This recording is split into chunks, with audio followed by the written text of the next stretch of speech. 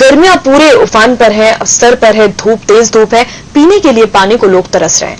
गहराने लगा है जल संकट। ये प्रदेश के हालात हैं। क्यों पुख्ता इंतजाम नहीं किए गए? क्षेत्र के अधिकांश ट्यूबवेल सूख चुके हैं। जलापूर्ति के कोई पुख्ता इंतजाम नजर नहीं आते।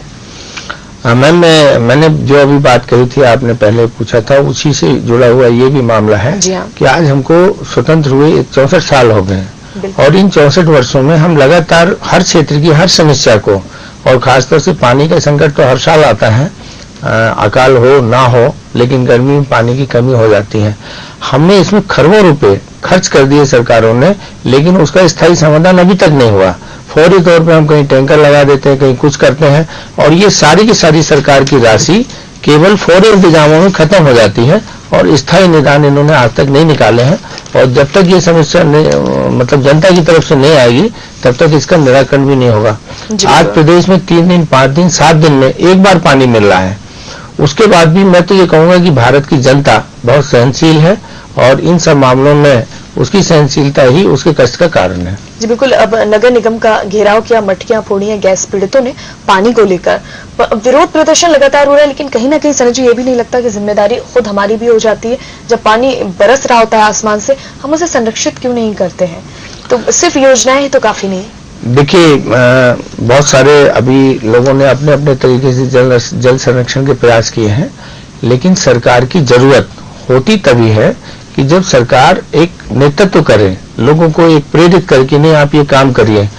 जब सरकार खुद ही इस मामले में कोई उसके स्पष्ट निर्देश नहीं होते हैं, स्पष्ट कानून नहीं होते हैं, हर 6 महीने साल भर में आप कोई भी कानून बदल देते हैं, कोई नया अधिकारी आता है वो नई बात करने लगता है, तो जो जनता के बीच में एक संदेश जाना चाहिए, जो एक व्यवस्था जानी चाहिए, वो निरंतर नहीं बने रहने होने से ये सारी समस्याएं लगातार बनती चली जाती है। कोई स्पष्ट गाइडलाइन नहीं होती है। बिल्कुल अव्यवस्थाओं का हाल आप देख ही रहे हैं और अब भुगतान भी भुगतना ही पड़ रहा है। अब एक और बात हम यहाँ पर करना चाहेंगे। अब बड़ी प्रमुखता से इस खबर को भी फ्रंट पेज में जगह दी गई है। लगातार अटकलें लगाई जा रही थी। पूछा जा रहा था जब भी उमा भारती सामने आती कि कब वापसी कर रही है आप? संकेत तो लगातार दे रही थी, कोई मौका नहीं छोड़ रही थी। कभी लालकृष्ण आडवाणी की तारीफों के पुल, कभी भाजपा का सपोर्ट। तो अब ये कहा जा रहा है कि नितिन गडकरी आज साफ कर सकते हैं स्थिति और पार्टी में वापसी के बारे में आज औपचारिक पहल के लिए आज तैयार है। देखिए लुबना जी, उमा भारती भाजपा के लिए बहुत जरूरी इंस्ट्रूमेंट बनती जा रही हैं।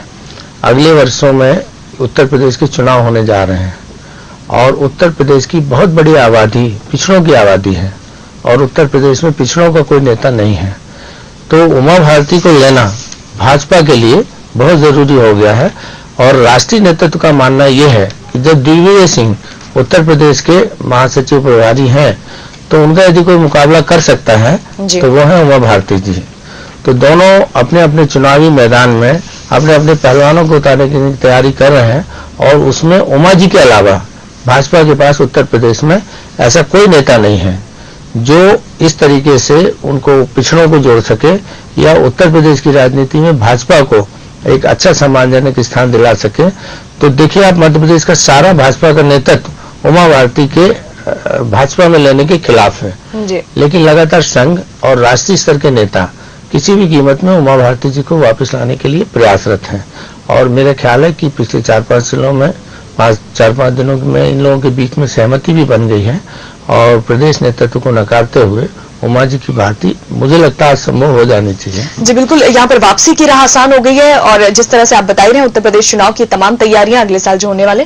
और एक चीज और भी अहम खबर यहाँ पर हम कह सकते हैं इसे कि एक तरफ भाजपा इस तरह की तैयारियों में जुटी हुई है, लेकिन दूसरी तरफ दिग्विजय सिंह की बात की जाए तो यहाँ पर इन्होंने जिस तरह बयान दिया लादेन को लेकर, उसे भी कहीं ना कहीं चुनाव से जोड़कर ही देखा जा रहा है। पार्टी ने अब उनसे पूछा है कि आपने ऐसा बयान आखिर क्यों दिया है, इसके बारे में इनसे बासपूस हो रही है।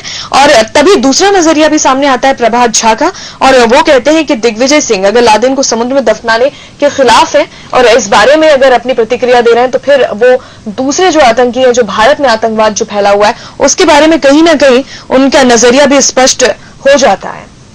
देखिए ऐसा है कि जहां तक लादेन को दफनाने की बात कही जा रही कि समुद्र में उन्हें दफनाया गया, और अमेरिका ने ये कहा कि हमने मुस्लिम रीति रिवाज के हिसाब से और उनको समुद्र में, क्योंकि कोई देश पनाह देने के लिए तैयार नहीं था या अपनी सरजमीन पर उन्हें जमींदोज करने के लिए तैयार नहीं था।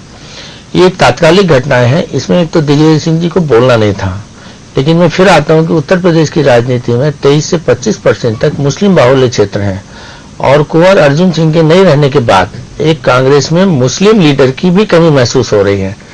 तो ये सारे के सारे हमारे यहाँ जितनी बयानबाजी हो रही है वो चुनाव को लेकर है। हो गया? हाँ जी, फिर और क्या कुछ खबरों की, अगर हम बहुत सारी खबरों की यहाँ पर बात करते हैं तो इसमें ये भी एक खबर मिलती है, मध्य प्रदेश के लिए एक अच्छी खबर हो सकती है भोपाल की, कि खेल विभाग को उत्कृष्टता अवार्ड से यहाँ पर नवाजा जा रहा है। खेल विभाग ने पिछले 2 सालों में 3 सालों में बहुत अच्छा काम किया है और बहुत सारे ऐसे खिलाड़ी तैयार किए हैं कि उसका जो रांची में अभी राष्ट्रीय खेल हुए थे और मध्य प्रदेश ने सबसे ज्यादा रिकॉर्ड जीतकर वहां पर एक नया कीर्तिमान बनाया है। पिछले 3-4 वर्षों में खेल का बजट सरकार ने बहुत बढ़ाया है और मैं समझता हूं कि ये जो काम सरकार कर रही बहुत अच्छा है और इसे निरंतर आगे बढ़ाना चाहिए। जी बिल्कुल, आगे बढ़ाया जाना चाहिए। एक और अगर खेल से जुड़ी हुई खबर की बात करते हैं तो सौरव गांगुली जो है वो इनकी वापसी आईपीएल में हुई है और इसे लेकर कहीं ना कहीं खेल प्रशंसक जो है वो बहुत खुश हैं। नेचुरली सौरव गांगुली जी का अपने एक बहुत अच्छा करियर रहा है और उनकी कमी क्रिकेटर के जो प्रेमी हैं उनको लगातार खलती रही है। सौरव गांगुली के वापस आने से और एक जो सचिन और सौरव गांगुली जी का मतलब एक बहुत बड़ा एक लंबा इतिहास रहा है, तो मैं समझता हूं कि सचिन को भी इससे बहुत अच्छा रहेगा और क्रिकेट प्रेमी भी इसको बहुत अच्छे तरीके से खुशी के रूप में ले रहे हैं और दादा की वापसी का स्वागत किया जाना चाहिए। जी बिल्कुल, अब यहाँ पर और भी बहुत सारी खबरें हैं और एक अहम खबर हम इस पर भी बात करना चाहेंगे। दोरजी का पता बताने पर 15 लाख का इनाम घोषित किया गया है। अरुणाचल प्रदेश के मुख्यमंत्री दोरजी खांडू, जो कि काफी दिन हो गए जब लापता हैं ये अब, और अब सवाल खड़े होने लगे हैं कि शायद खबर का इंतजार कुछ किया जा रहा है और तलाश जारी है। देखिए, जिस जगह पर दोरजी का हेलीकॉप्टर गिरा है वहां पर ये हम 5-10 साल में भी उसको खोज पाएंगे कि नहीं खोज पाएंगे ये कहना बड़ा मुश्किल है, क्योंकि वहाँ दुर्गम पहाड़ियां हैं, जंगल हैं और ऐसे में पता लगाना बड़ा मुश्किल होता है।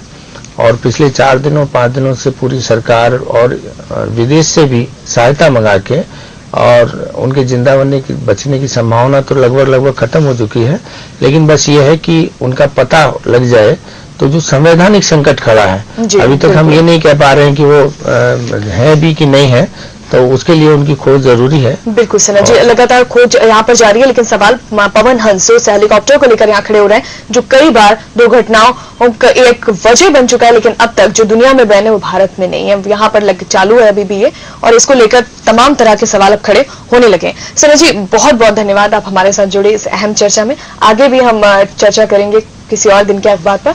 तब तक के लिए आपको बता दें कि किस तरह से आज के अखबार की सुर्खियों पर हमने यहाँ पर चर्चा की। फिलहाल हमारी इस खास पेशकश में इतना ही। आगे देखिए खूबसूरत सा गीत और मुझे दीजिए इजाजत।